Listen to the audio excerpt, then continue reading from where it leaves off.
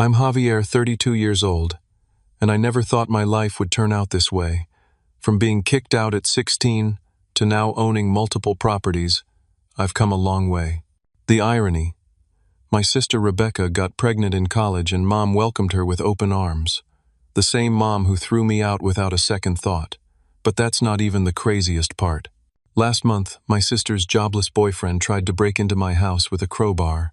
Before I get into this wild story, let me know where you're watching from, and hit that like and subscribe button because family dynamics change drastically when money enters the picture. Growing up in a middle-class neighborhood in Phoenix, Arizona, life seemed pretty normal from the outside. We had a small 3-bedroom house with a decent backyard where neighborhood kids would gather to play basketball on weekends. My father was around until I turned 8. Then one day he just packed his bags and left. No dramatic goodbye, no tearful farewell, just an empty closet and my mother Martha sobbing in the kitchen. That day changed everything in our household. Mom suddenly had to work 2 jobs to keep us afloat. She would leave early in the morning for her administrative assistant position at a local insurance company, come home to make a quick dinner, then head out to her evening job waiting tables at a family restaurant downtown. The financial strain was evident in the growing number of past due notices on our counter and the increasing frequency of boxed macaroni and cheese dinners. My sister Rebecca was 3 years younger than me, and perhaps it was because she was younger or maybe because she was the spitting image of my mother, but the favoritism was apparent from early on. Rebecca was the golden child who could do no wrong in my mother's eyes. She brought home perfect report cards, participated in ballet recitals, and knew exactly how to make my mother smile, even on her most exhausted days. I, on the other hand, struggled academically. What I didn't know then but discovered years later was that I had undiagnosed ADHD. Sitting still in class was torture, and despite trying my best, my grades never matched my sister's achievements. When Rebecca brought home an A+ on her math test, Mom would put it on the refrigerator for weeks. When I managed to pull a B- after studying for hours, the response was usually, "If you applied yourself like your sister, you could do so much better." Around 13, I discovered I had a knack for computers. A neighbor was about to throw away an old desktop and I asked if I could have it. Taking it apart, figuring out what was wrong, and putting it back together became my obsession. Soon I was fixing computers for neighbors and classmates, teaching myself through trial and error and internet tutorials. Mom saw this as a distraction. "You spend all this time playing with computer parts when you should be studying," she would say. Rebecca doesn't waste her time on such nonsense. The comparison was constant and cutting. Every conversation somehow circled back to how I should be more like my perfect sister. One particular incident stands out in my memory. I had fixed our next-door neighbor's computer, removing viruses and upgrading some components. Mr. Patterson was so pleased he paid me $200. I was ecstatic, planning to use that money to buy more tools and parts for future projects. When I proudly showed my mother the money, instead of congratulating me, she took it from my hands. "This will help with the electric bill," she said, tucking it into her purse. "At least your hobby finally contributed something to this family." The only person who seemed to see potential in my interests was my grandfather Thomas. He lived about 20 minutes away, and whenever possible I would bike to his house to escape the tension at home. Grandpa had been a mechanic all his life, and understood the satisfaction of working with your hands. "Different people have different gifts, Javier," he would tell me while teaching me to use his tools. "Your sister might be book smart, but you have practical intelligence. You can see how things work, how to fix them. That's valuable too." Grandpa also taught me the basics of business. He explained concepts like profit margins, customer service, and the importance of saving money. "Always put away at least 20% of what you earn," he advised. "You never know when you'll need a safety net." When I was 15, Grandpa Thomas passed away from a sudden heart attack. I was devastated, not just because I'd lost my biggest supporter, but also because I'd lost my safe haven. In his will, he left me $2,000, specifying it was for my future education or business ventures. Mom took control of that money too. "You're too young to manage this," she declared. "I'll keep it safe until you're older and more responsible." That money disappeared into our household expenses, just like the $200 I'd earned. When I asked about it a few months later, she bristled and reminded me of all the sacrifices she made as a single mother. The conversation ended with me feeling guilty for even asking, and her reminding me how ungrateful I was compared to my sister. By the time I entered high school, the dynamic was firmly established. Rebecca was the perfect daughter who made life easier for our struggling mother. I was the problem child who reminded Mom too much of the husband who had abandoned her. The gap between us grew wider with each passing day, and though I tried to bridge it, nothing seemed to work. Little did I know that the breaking point was just around the corner. By 16, I had managed to land an after-school job at Electrofix, a local electronics repair shop owned by Frank Rodriguez. Frank was impressed by my self-taught skills and took a chance on me despite my age. For the first time, I felt valued for my abilities, rather than compared unfavorably to someone else. The shop became my sanctuary, a place where solving problems earned praise instead of dismissal. I would work from 4 to 8 every weekday evening, and full days on Saturdays. The money wasn't great minimum wage plus small commissions on repairs I completed, but it gave me independence and a sense of purpose. I started saving up, dreaming of eventually opening my own repair business. The fateful day happened in October, a Tuesday that started like any other. I went to school, struggled through classes, then headed to work. When I got home around 8:30, my mother was waiting at the kitchen table, her face a mask of fury. On the table in front of her lay a small plastic bag containing marijuana. "I found this in your backpack," she said, her voice dangerously quiet. "I was looking for the permission slip for Rebecca's field trip, and instead I find drugs." My heart sank. The bag wasn't mine. A friend had asked me to hold it during lunch period, and I had completely forgotten to give it back. I tried to explain, but Mom wasn't interested in explanations. "Do you think I'm stupid?" she shouted, her calm facade crumbling. First, the falling grades, then the obsession with those stupid computers instead of a real education, and now drugs. "You're turning out just like your father." The comparison to my father, the man who had walked out on us, was like a slap across the face. I tried again to explain, my voice rising to match hers, insisting the drugs weren't mine. The argument escalated quickly, years of resentment and misunderstanding bubbling to the surface. "I have worked myself to the bone trying to give you and your sister a decent life," she screamed, "and this is how you repay me, by bringing drugs into a house where your little sister lives. What kind of example are you setting?" "You've never given me credit for anything," I shouted back. "Nothing I do is ever good enough for you. Rebecca is always perfect, and I'm always the screw-up." The fight continued, getting uglier by the minute. Mom brought up every mistake I'd ever made, every disappointment I'd caused. I countered with accusations about her favoritism and lack of support for my interests. It was as if all the tension that had been building for years had finally found its outlet. Finally, red-faced and shaking, Mom pointed to the door. "I want you out of this house," she said. I laughed, thinking it was an empty threat. "Right, and where am I supposed to go?" "That's not my problem. You want to act like an adult, making adult decisions like doing drugs. Then you can be an adult and find your own place to live. I've had enough. You have 24 hours to get out." The laughter died in my throat when I realized she was serious. "Mom, come on," I said, my anger giving way to panic. "I told you the drugs aren't mine, and I'm 16. You can't just throw me out." 24 hours, she repeated, turning away from me. "Figure it out."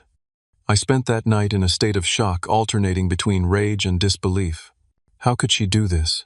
Was she even legally allowed to kick out a minor? I called friends, but most couldn't offer more than a couch for a night or two. Their parents wouldn't allow a long-term stay, especially with the vague explanation I could provide. In desperation, I called Frank from the repair shop. Despite it being nearly midnight, he listened patiently as I stumbled through an explanation of my situation. "I have a small apartment above my garage," he said after a moment. "It's nothing fancy, just a studio with a bathroom. But you can stay there until we figure something out. Rent can be worked out through extra hours at the shop." Relief washed over me, followed immediately by a wave of sadness so intense I had to muffle a sob. How had it come to this? How had my own mother decided I was so worthless that she would throw me out with nowhere to go? The next day I returned home after school to pack my belongings. Mom was there coldly watching as I stuffed clothes and a few precious possessions into garbage bags. Rebecca, 13 at the time, stood in the doorway of my room, tears streaming down her face. "Please don't go," she whispered. "Ask Mom, not me," I replied, too hurt to soften my tone. "She's the one kicking me out." Rebecca turned to our mother, but Mom shook her head. "This is between your brother and me. He's made his choices." As I carried my bags to the door, my mother's parting words cut deep. "Don't come back until you've learned to respect my rules." I walked the 2 miles to Frank's place, dragging my life in garbage bags, tears blurring my vision despite my efforts to hold them back. That night on a thin mattress in a stranger's garage apartment, I cried myself to sleep for the first time since I was a small child. I was 16 years old and, as far as I could tell, completely alone in the world. The first few weeks at Frank's garage apartment were a blur of adjustment and survival. I had to quickly learn how to manage everything on my own, from laundry to grocery shopping to budgeting my meager income. The apartment was small, just a single room with a kitchenette in one corner and a tiny bathroom.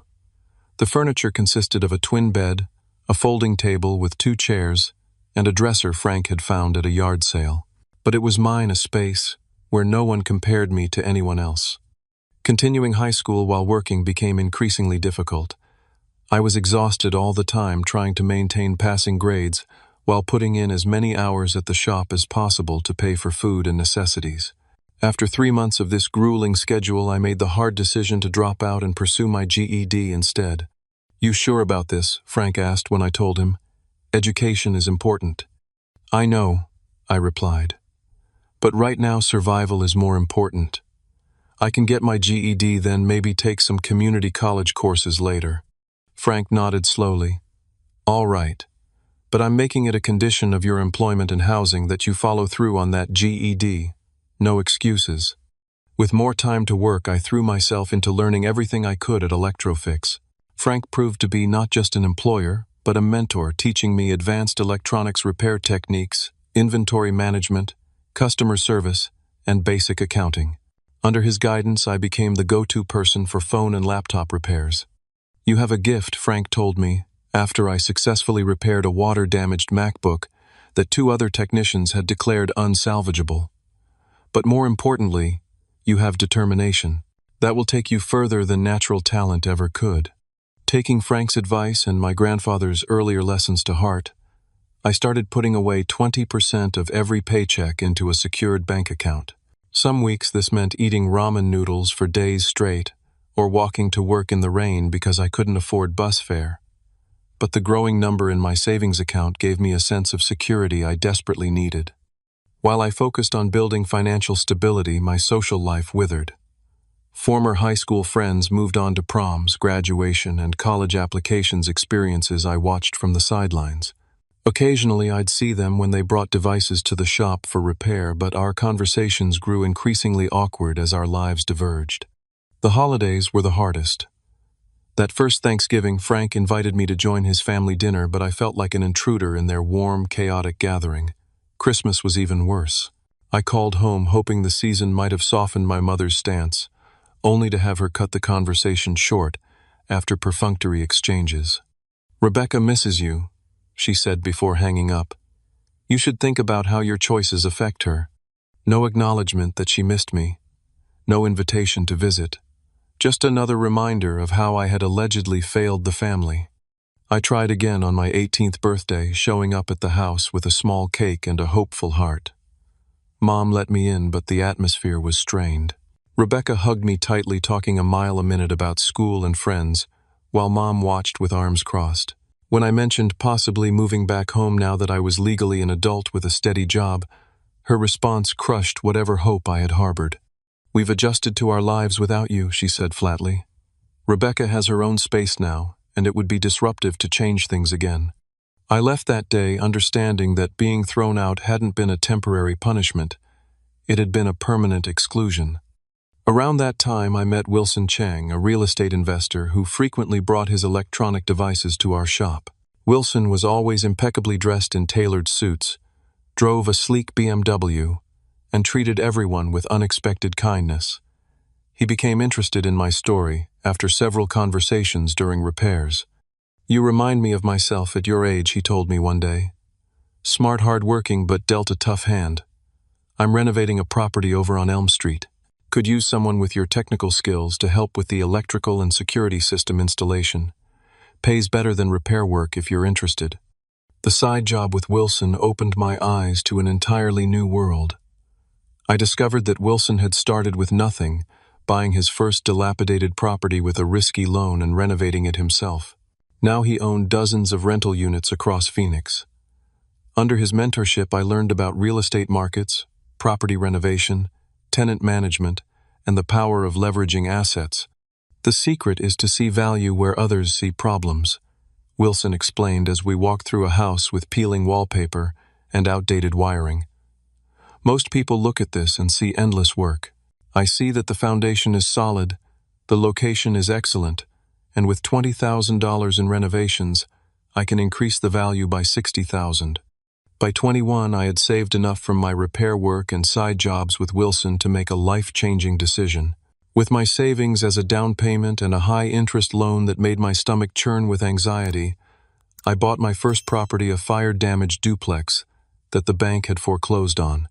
For 6 months, I worked my regular job during the day and spent every evening and weekend renovating the property. I slept only 4 hours a night, surviving on coffee and determination. Frank worried about me, but Wilson understood. "This is the price of entry," he said. "Pay it now so you can build the life you want later." When the renovations were complete, I rented out both units for enough to cover the mortgage payment, plus a small profit. Standing in the empty unit after the tenants signed their leases, I felt a surge of pride unlike anything I had experienced before. From homeless teenager to property owner in 5 years. It wasn't much, but it was a beginning. My beginning built with my own 2 hands and nobody's help. What I didn't realize then was that while I was building my financial foundation, I was also constructing walls around my heart. Success became my refuge, achievement, my only reliable companion. The deeper the roots of my independence grew, the more difficult it would become to reconnect with the family that had discarded me. But life has a way of forcing connections we aren't prepared for, as I would soon discover. 4 years after purchasing that first duplex, life looked dramatically different. At 25, I owned 3 rental properties. Generating steady income, had established a side business specializing in smart home installations, and had moved from Frank's garage apartment to a comfortable 2-bedroom condo I owned. Outright. Frank had made me partner at Electrofix, giving me a 10% stake in the business for my years of dedicated service. I had created the stable, independent life I had dreamed of, as that scared 16-year-old with garbage bags full of possessions. But success came with an emptiness I hadn't anticipated. My days were full of work, tenant issues, property maintenance, and business decisions. My relationships remained superficial, limited to business associates and casual acquaintances. Trust didn't come easily after what had happened with my family. The call from Rebecca came on a Tuesday afternoon as I was reviewing applications for a newly vacant rental unit. Seeing her name on my phone screen was so unexpected that I almost didn't answer. We had minimal contact over the years, occasional text messages on birthdays and holidays, but nothing substantial. "Javier." Her voice sounded small, uncertain. "Do you have a minute to talk?" Something in her tone made me set aside the applications. "Is everything okay?" A pause followed by a stifled sob. "Not really. I'm pregnant." Rebecca was 22 in her final year of college, studying elementary education. The news itself wasn't shocking, but her distress was palpable through the phone. "The father is my boyfriend, Tyler," she continued. "We've been dating for about a year. Mom is furious.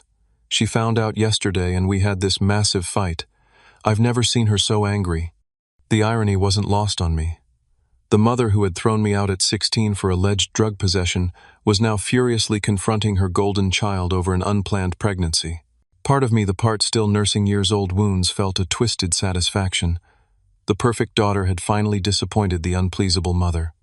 "I'm sorry," I said, pushing away the uncharitable thoughts. "That must be really hard. How are you feeling about the pregnancy itself?" "Scared. Overwhelmed. But I want to keep the baby. Tyler says he's supportive, but he's still finishing his degree too. We're not really prepared for this." We arranged to meet at a coffee shop near her campus the following day. Seeing Rebecca in person after so long was strange. She had grown from the tearful 13-year-old in my doorway to a young woman with our mother's eyes and our father's stubborn chin. Her hand rested protectively over her still flat stomach as we talked. "The craziest thing happened after you called yesterday," she told me, stirring her decaf latte. "Mom completely changed her position. She called me last night crying, saying she overreacted and that she wants to support me. She's invited me and Tyler to move back home after graduation so we can save money once the baby comes." I nearly choked on my coffee. Seriously, the same woman who threw me out with nowhere to go is preparing a welcome home party for you and your boyfriend. Rebecca winced. I know it seems unfair, but she's different now, softer somehow. She's already talking about converting the spare bedroom into a nursery. I think the idea of being a grandmother has changed her perspective. The double standard stung. My mistake, which wasn't even really mine, had cost me my home and family. Rebecca's mistake was being welcomed with nursery decorations and support. I tried to be happy for her, truly I did, but the conversation left me with a bitter taste that had nothing to do with the coffee. "She asks about you sometimes," Rebecca offered as we were saying goodbye. "I think she regrets how things happened." "Not enough to pick up the phone herself," I replied. "Would you answer if she did?" I didn't have an answer for that. A week later, Rebecca called again, this time to invite me to dinner at our mother's house. "It would mean a lot to have you there," she pleaded. "Tyler will be there too. It could be a fresh start for all of us." I declined as politely as I could. The wounds were still too raw, the contrast between our treatments too stark. Instead, I sent an expensive stroller and car seat combo to their baby shower, with a card signed simply Uncle Javier. It was the best I could offer. The next 2 years were a blur of business growth and personal stagnation. I built my first custom home at 27, a modern 3-bedroom with large windows and a spacious home office. The real estate portfolio, that had begun with that risky duplex purchase, now included 8 properties. Frank and I expanded Electrofix to a second location in a growing part of town. On paper, my life was a success story. Local business magazines featured me in their 30 under 30 issues. Banks that had once denied me loans now called offering special financing packages. I had everything I had worked for, and more. But each night I returned to an empty house. Attempts at dating inevitably faltered when the conversation turned to family. How do you explain to someone that your mother threw you out at 16 and you haven't really spoken since? Most people either didn't believe me, or worse, assumed there must be more to the story, some terrible thing I had done to deserve such treatment. My most promising relationship was with Daniela, an interior designer I met while renovating a property. For 3 months, things were good easy. Then came her family's annual reunion picnic, to which she wanted to bring me. "They'll love you," she assured me, "and I'd really like to meet your family too. Maybe we could do dinner with them next weekend." I tried to explain my situation, but the more I talked, the more confused and concerned she looked. "I just don't understand how a mother could do that," she said finally. "There has to be more to it." "There isn't," I insisted. "Some parents just pick favorites. Some parents just don't love their children equally." She ended things a week later, citing communication issues and different values regarding family. What she meant was, she couldn't reconcile the successful, seemingly normal man in front of her with the 16-year-old boy who had been deemed so unworthy of love that his own mother had discarded him. So I built more houses, bought more properties, expanded the business further. Achievement became my relationship success, my companion. I told myself it was enough. Sometimes I almost believed it. Rebecca sent baby pictures and occasional updates. My niece Lily was a chubby-cheeked infant, then a curious toddler, then a precocious preschooler. I sent gifts on birthdays and Christmas, but maintained my distance. It was easier that way, cleaner. Until the day my carefully constructed separation came crashing down with an unexpected knock at my door. The knock came on a Sunday morning, as I was reviewing plans for a new property development. 3 sharp raps, confident and demanding. I wasn't expecting anyone, and solicitors rarely made it past the neighborhood security gate. Opening the door revealed 3 people I hadn't seen together in over a decade, my mother now with streaks of gray in her once uniformly brown hair, Rebecca looking tired but still youthful, and a small girl with a gap-toothed smile, who could only be my niece Lily, now 7 years old. "Surprise," Rebecca said weakly while my mother stood stiffly beside her. Shock kept me frozen for a moment, before basic manners kicked in. "Come in," I managed, stepping aside. They filed past me into the living room, Lily immediately gravitating toward the large windows overlooking the backyard pool. "You have a swimming pool," she exclaimed with childlike wonder. "I do," I replied, smiling despite myself at her enthusiasm. "It's heated too." An awkward silence fell among the adults, as we seated ourselves, the weight of years and unspoken grievances filling the space between us. My mother looked around the room, taking in the high ceilings, modern furniture, and obvious signs of prosperity. "Your home is lovely," she said finally, her tone containing a note of surprise that irritated me. What had she expected? That I'd be living in squalor?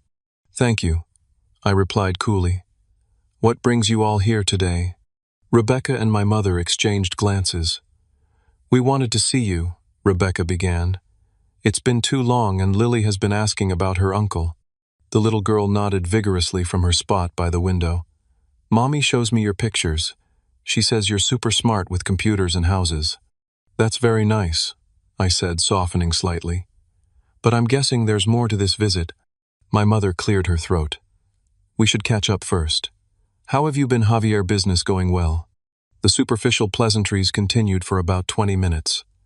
I answered questions about my work, while they shared sanitized updates about their lives. Rebecca had completed her education degree, but wasn't currently teaching. My mother had retired early due to arthritis, making her waitressing job too painful. Lily was in 2nd grade and loved art and science. What they didn't volunteer, but I gradually pieced together, was that Tyler, Rebecca's boyfriend and Lily's father, had been unemployed for nearly 3 years. They had been evicted twice from apartments for non-payment of rent. For the past year they had been living with my mother in the house I grew up, in an arrangement that was wearing thin. "It's getting a bit crowded," my mother admitted. 3 adults and a child in a 3-bedroom house. Tyler and Rebecca have to sleep in her old room, which barely fits a double bed. I nodded, wondering when they would get to the real purpose of their visit. I didn't have to wait long. "We've been thinking," my mother continued, placing her teacup carefully on the coffee table, "that it might make sense for Rebecca and her family to have more space. Someplace they can really build a life together." "I'm sure there are affordable apartments," I suggested. "Actually," Rebecca interjected, "we were thinking about something more permanent. Tyler has been struggling with finding work in his field, and rent keeps going up everywhere." "Which brings us to why we're here," my mother said, sitting up straighter. "You have several houses from what Rebecca tells me, 3 that you live in yourself." I frowned. "I live in this one. The others are investment properties with tenants." "Still," she pressed, "you have all this." She gestured around the room. "Surely you could help your sister out. Family should support family." It took a moment for their intention to fully register. "Are you asking me to give Rebecca one of my houses?" I asked incredulously. "Not give necessarily," Rebecca quickly amended. "Maybe let us live in one for a reduced rent, or some kind of rent-to-own arrangement." "Or yes, give them one," my mother stated bluntly. "You have 3 houses, Javier. You don't need them all. Your sister has a child to think about." The audacity left me momentarily speechless. These people who had barely been in my life for 16 years were asking me to hand over a property worth hundreds of thousands of dollars to a sister I barely knew, and her chronically unemployed boyfriend. "Those properties represent years of hard work," I said when I found my voice. "I bought them with money I earned, starting from nothing. Less than nothing, actually, since I was homeless at 16. My mother's face hardened. "Are you ever going to let that go? It was 16 years ago." "Let it go," I stood up, anger bubbling to the surface. "You threw me out of the house with nowhere to go. If Frank hadn't taken me in, I would have been sleeping on the streets. And now you waltz in here and ask me to give you a house." "Not me," my mother corrected. "Your sister. Who has your niece to consider?" She looked pointedly at Lily, who had wandered into the kitchen out of earshot. "This is unbelievable," I muttered, pacing the room. "You didn't care where I would sleep when you threw me out, but I'm supposed to care about Rebecca's housing situation." "That was different," my mother insisted. "You were rebellious, bringing drugs into the house." They weren't even mine, I exploded louder than intended. I told you that, but you didn't listen then, and I bet you still don't believe me now. Rebecca jumped in, tears forming in her eyes. Please, Javier. Things are really tough right now. Tyler tries, but his degree in philosophy isn't opening many doors. Lily deserves stability, a yard to play in. She's your blood, too. The emotional manipulation was so transparent, it almost made me laugh. Almost. I'll tell you what I said, reining in my anger. I won't give you a house. That's completely unreasonable. But I can help you with a security deposit and first month's rent on an apartment. That's a reasonable way to help family. An apartment? My mother scoffed. In what neighborhood?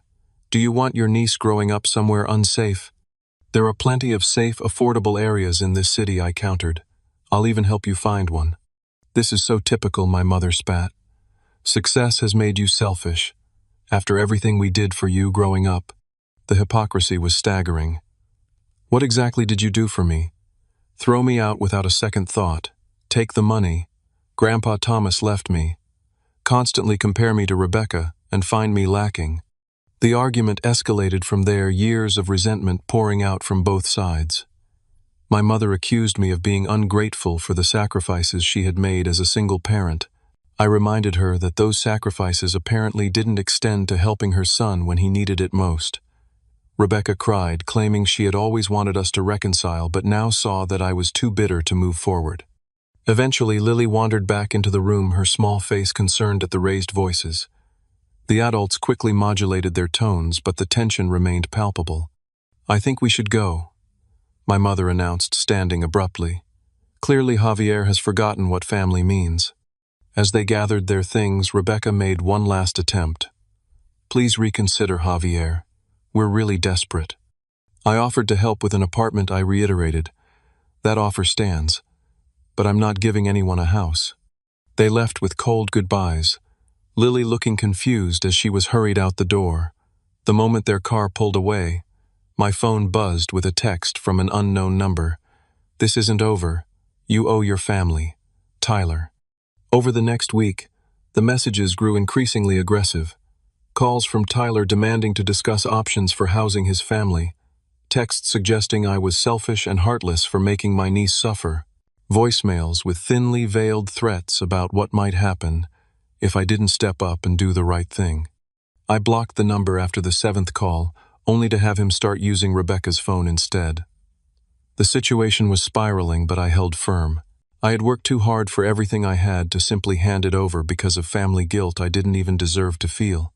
What I didn't realize was how desperate Tyler had become, or what lengths he would go to in his entitlement. The security system alert that woke me at 2 in the morning was just the beginning of a night that would permanently change our family dynamics. The piercing chime of my phone's security app jolted me from sleep at exactly 2:17 in the morning. Groggily reaching for the device, I expected to see another false alarm triggered by a neighborhood cat or strong wind. Instead, the notification showed motion detection at one of my rental properties, a small 3-bedroom ranch-style house that had been vacant for 2 weeks between tenants. Fully awake now, I opened the app to access the security cameras. The night vision footage showed 2 figures on the back porch, one tall and lanky, the other shorter and stockier. The taller man was working on the back door with what appeared to be a crowbar, while his companion nervously scanned the yard.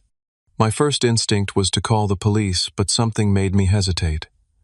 There was something familiar about the taller figure's movements. Zooming in on the grainy footage, my stomach dropped as recognition hit.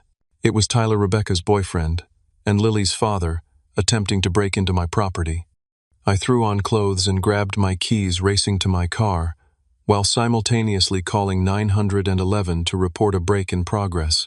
The property was about 15 minutes from my house, and I drove well above the speed limit the entire way, adrenaline coursing through my veins. Arriving before the police, I parked a few houses down and approached cautiously. The security lights I had installed illuminated the yard in harsh white light, and I could hear frustrated cursing from the back of the house. Keeping a safe distance, I called out, "I can see you, Tyler. The police are on their way." The cursing stopped abruptly, followed by whispered conversation I couldn't make out. Then Tyler stepped into view, crowbar still in hand. Even in the security lighting, I could see his face was flushed, likely with alcohol as much as exertion or embarrassment. Javier, he slurred slightly. Man, this isn't what it looks like. Really. Because it looks like you're trying to break into my property with a crowbar. He took a step toward me, and I instinctively backed up. Look, Rebecca said we could stay here. She said you were being difficult but would come around eventually. We just needed to get settled first. That's a lie, I replied, keeping my distance. I never offered this house to anyone, and even if I had, breaking in with a crowbar isn't how you move in. Tyler's companion emerged from the shadows, a nervous-looking man I didn't recognize. Dude, let's just go, he urged Tyler. This was a bad idea. No, Tyler shouted, suddenly angry. He owes us, living in his big fancy house while we're crammed into that tiny place with Martha. It's not fair. He took another step toward me, brandishing the crowbar.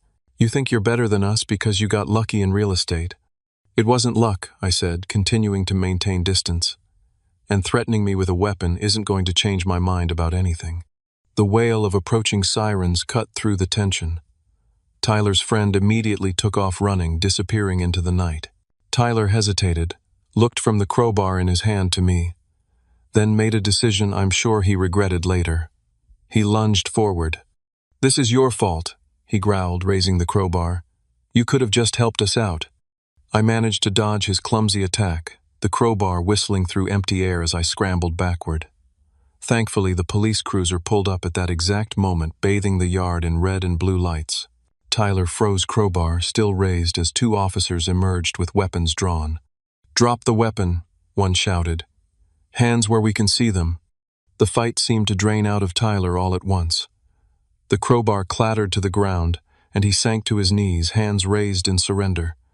As the officers handcuffed him, he fixed me with a look of pure hatred. Rebecca's going to blame you for this, he spat. You've ruined everything. The next few hours were consumed with police reports and statements. Tyler was arrested for attempted breaking and entering, criminal trespassing, and menacing with a weapon. His blood alcohol level was well above the legal limit, adding public intoxication to the charges. His friend had escaped, but was identified through the security footage. I was still at the police station when my phone rang at 5 in the morning. Rebecca's name flashed on the screen. How could you? She sobbed as soon as I answered.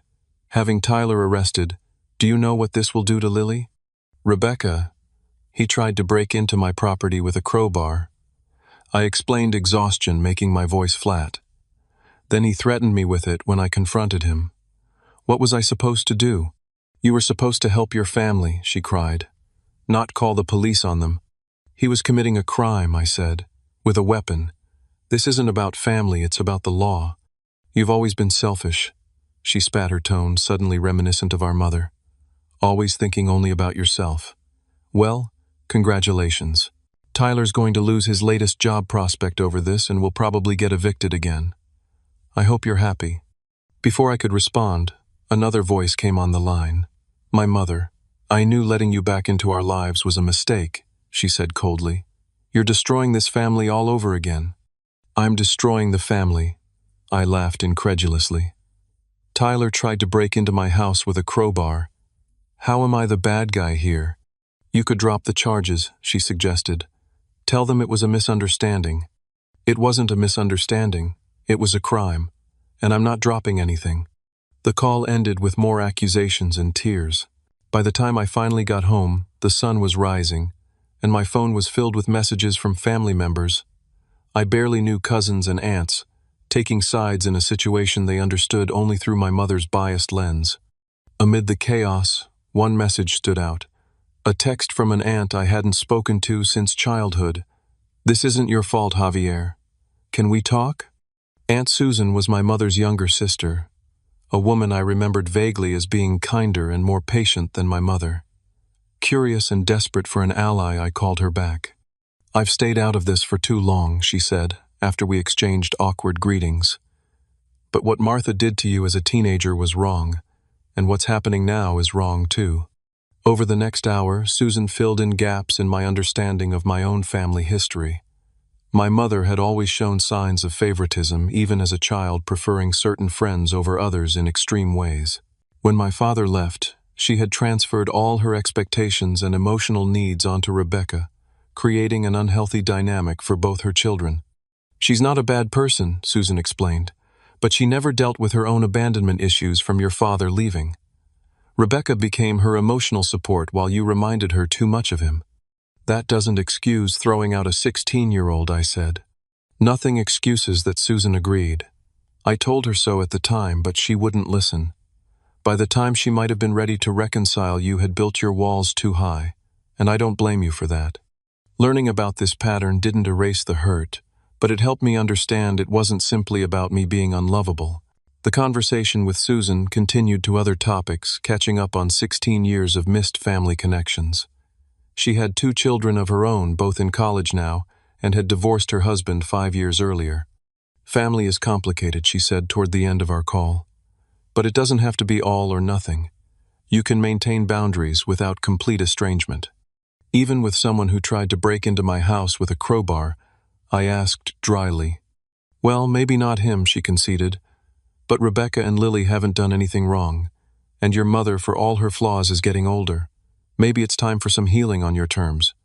The conversation with Susan gave me a new perspective, but I still had to decide what to do about Tyler's charges and my fractured family relationships. After much reflection, I made my decision I would maintain the charges against Tyler, whose background check had revealed prior arrests for petty theft and drunk and disorderly conduct that my family had conveniently never mentioned. But I would also reach out to Rebecca separately, offering help that came with clear boundaries and expectations. The text war with extended family continued for days, with people taking sides based on incomplete information and long-held biases. I stopped engaging, focusing instead on the path forward that felt right to me.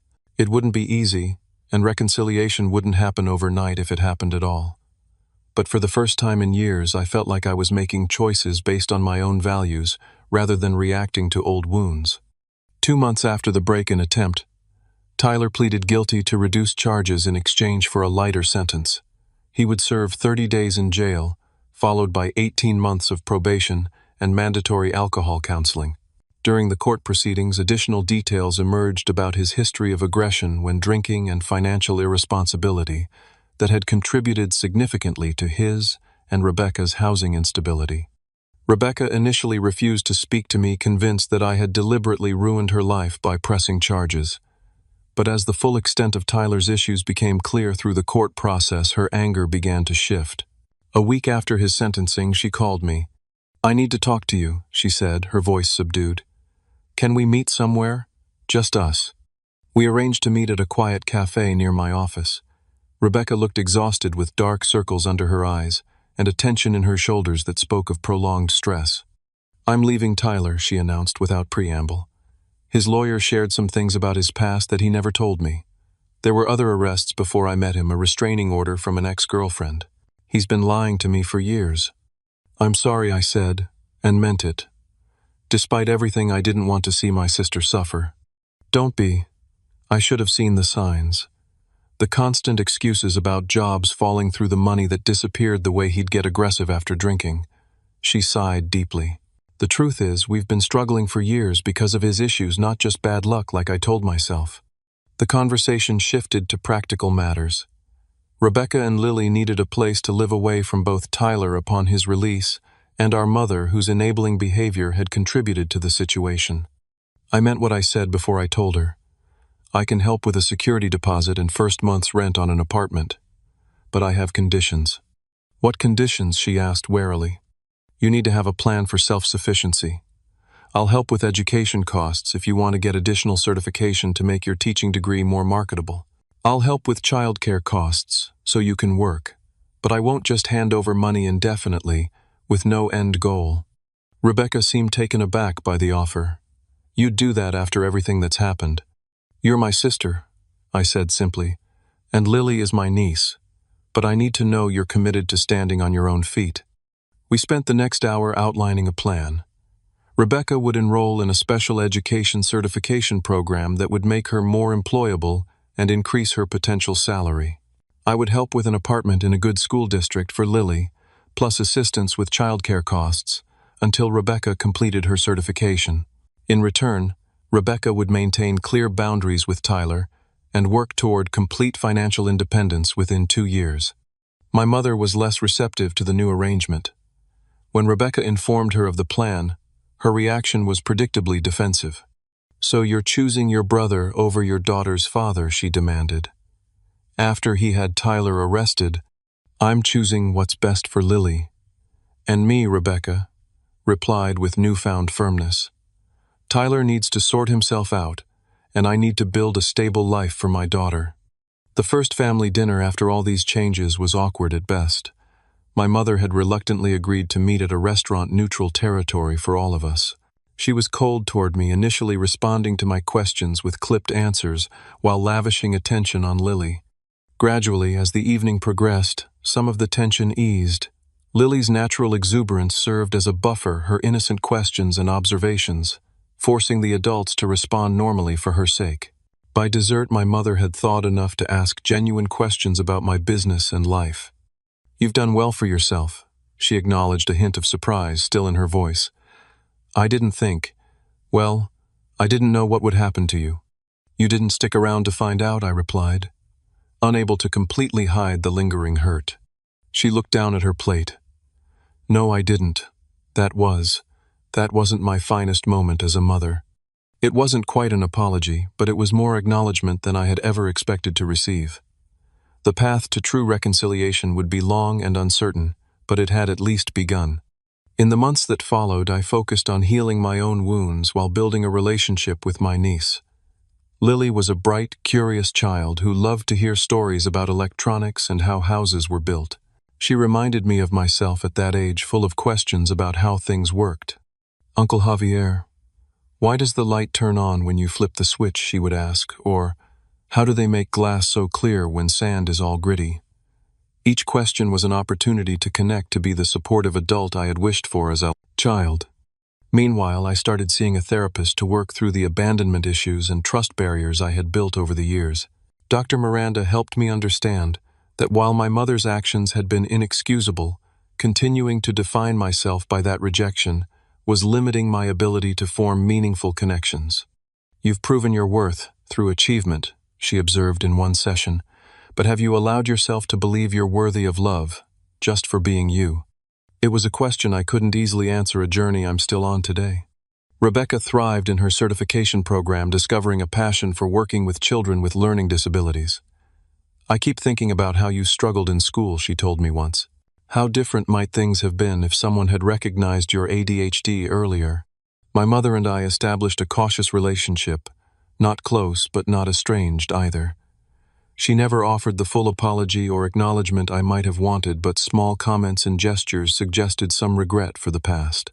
At 72, she was unlikely to dramatically change her perspective, but the sharp edges of our interactions had softened. The first genuine family dinner at my home came 6 months after Tyler's release from jail.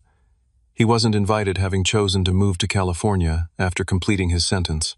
Rebecca brought Lily, and my mother came bearing a homemade pie, an olive branch of sorts.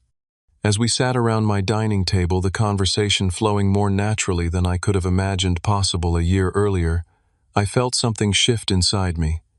This wasn't the perfect family reunion of sentimental movies. There were still awkward pauses and careful avoidance of certain topics. But it was real, and it was a beginning. Later that month, I met Amanda through a business connection. She was a financial advisor who had recently relocated to Phoenix, intelligent and direct, in a way I found refreshing. On our third date, I took the risk of sharing my full family history, bracing for the judgment or disbelief I had encountered in the past. Instead, she listened intently, asked thoughtful questions, and then shared her own complicated family story. "Families are messy," she said. "Anyone who tells you theirs isn't is either lying or incredibly lucky. It's too soon to know where this relationship might lead, but for the first time, I'm allowing myself to be fully known by someone, vulnerabilities and all. It's terrifying and exhilarating in equal measure. What I've learned through this journey is that forgiveness isn't a single moment but a process. Some days I still feel the sting of that 16-year-old's rejection. Other days I can see my mother as a flawed human doing her best with the emotional tools she had. The important thing is that I no longer allow that past to dictate my future. For those of you watching who might be struggling with family trauma or rejection, I want you to know that healing is possible. It doesn't require pretending the hurt never happened or forcing relationships that remain toxic. It requires honoring your own worth, setting healthy boundaries, and being open to connection on your terms. Breaking cycles of toxic behavior isn't easy, but it's necessary, especially when younger generations like my niece Lily are watching and learning from our examples. I'm determined that she will grow up knowing consistency, boundaries, and unconditional love, a combination I never experienced as a child. Have you ever had to set difficult boundaries with family members who hurt you? How did you balance self-protection with the desire for connection? Share your experiences in the comments below. And if this story resonated with you, please like, subscribe, and share it with someone who might need to hear that they're not alone in their family struggles. Thank you for listening to my journey, and remember, the family you build can be just as meaningful as the family you're born into.